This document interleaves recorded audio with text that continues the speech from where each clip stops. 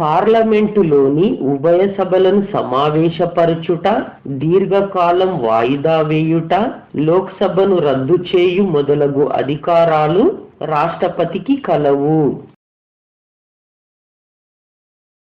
Speaker అధ్యక్షతన parliament ఉభయ సభల సమావేశాన్ని రాష్ట్రపతి ఏర్పాటు చేయును.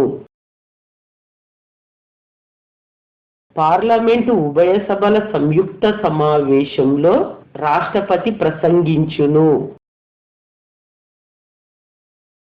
పార్లమెంట్ ఆమోదించిన బిల్లులు రాష్ట్రపతి ఆమోదం లేనిదే చట్టాలు కాలేవు.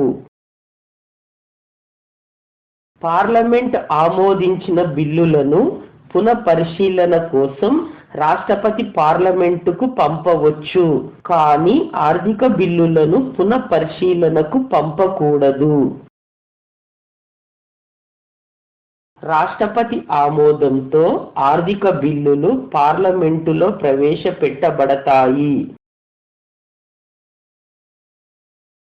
రాష్ట్రపతికి యుద్ధ ప్రకటన, విరమించుట, శాంతి సంధులు కుదుర్చుకొనుటకు అధికారం కలదు.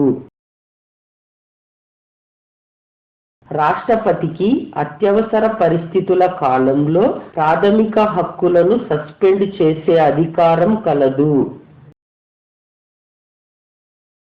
రాష్ట్రపతికి న్యాయస్థానాలు విధించిన శిక్షలను తగ్గించుట, నిలుపుదల చేయుట, రద్దు చేయు అధికారం కలదు.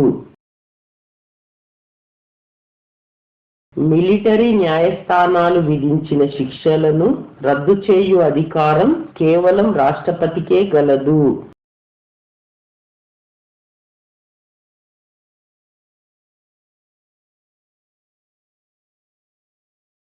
లోక్సభలో ఏ పార్టీకి సంపూర్ణ మెజారిటీ లభించినప్పుడు రాష్ట్రపతి తన విచక్షణ అనుసరించి ప్రధానిని నియమిస్తాడు. కేంద్రంలో అధికారంలో ఉన్న ప్రభుత్వం లోక్సభలో మెజారిటీ కోల్పోయిందని భావించినప్పుడు రాష్ట్రపతికి ఆ ప్రభుత్వాన్ని రద్దు చేయు అధికారం కలదు. రాష్ట్రపతికి భారతీయ సంఘటిత నిధి, ఆగంతక నిధిపై అధికారం కలదు. ఆర్థిక సంఘాన్ని ఏర్పాటు చేయునది రాష్ట్రపతి.